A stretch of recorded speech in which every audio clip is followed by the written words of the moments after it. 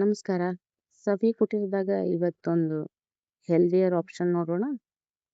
ಯಾರಾದರೂ ಗೆಸ್ ಮಾಡ್ಬೋದಾ ಇದು ಯಾವ್ದಂತ ಹೇಳಿ ರೆಸಿಪಿ? ಇಲ್ಲಿ ನೋಡ್ರಿ, ನಾನು 1.5 ಕಪ್ಪು ಅಥವಾ 1.5 ಬಟ್ಲು ಕಡ್ಲಿಬ್ಯಾಳಿ, 1 ಬಟ್ಲು ಚನ್ನಂಗಿ ಬ್ಯಾಳಿ, 1 ಬಟ್ಲು ಹೆಸರು ಬ್ಯಾಳಿ ಸಿಪ್ಪೆ ಇರುವಂಥದ್ದು, 1 ಬಟ್ಲು ತೊಗರಿ ಬ್ಯಾಳಿ ಅಷ್ಟನ್ನು ಮಿಕ್ಸ್ ಮಾಡಿ ಒಂದ್ಸತಿ ವಾಶ್ ಮಾಡಿ ಅದಕ್ಕೆ ಮತ್ತೊಂದು ಸ್ವಲ್ಪ ನೀರು ಹಾಕಿ ನೆನ್ಲಿಕ್ಕೆ ಬಿಟ್ಟೀನಿ 4 ರಿಂದ 5 ತಾಸು. ಸಾಯಂಕಾಲ ಮಾಡೋದಾದ್ರೆ ಮುಂಜಾನೆ ಮಾಡೋದಾದ್ರೆ ರಾತ್ರಿ ನೆನೆ ಹಾಕಿ ಅದಕ್ಕೊಂದು ಸ್ವಲ್ಪ ಹಸಿಮೆಣಸಿನ್ಕಾಯಿ, ಅಲ್ಲ ಮತ್ತು ಕೊತ್ತಂಬರಿ ಹಾಕಿ ಬ್ಯಾಳೆ ಜೊತೆಗೆ ಅದನ್ನು ರುಬ್ಕೋರಿ. ರುಬ್ಬಿರೋ ಅಂಥ ಮಿಶ್ರಣಕ್ಕೆ ಸ್ವಲ್ಪ ಉಪ್ಪು, ಜೀರಿಗೆ, ಅರ್ಶಿಣ ಪುಡಿ, ಇಂಗು, ಸ್ವಲ್ಪ ಒಂದೇ ಒಂದು ಚಿಟಕಿ ಸೋಡಾ ಹಾಕಿ ಇಲ್ಲಿ ಸ್ಟೀಮ್ ಮಾಡಲಿಕ್ಕೆ ರೆಡಿ ಮಾಡ್ಕೊಳಿಕತ್ತೀನಿ.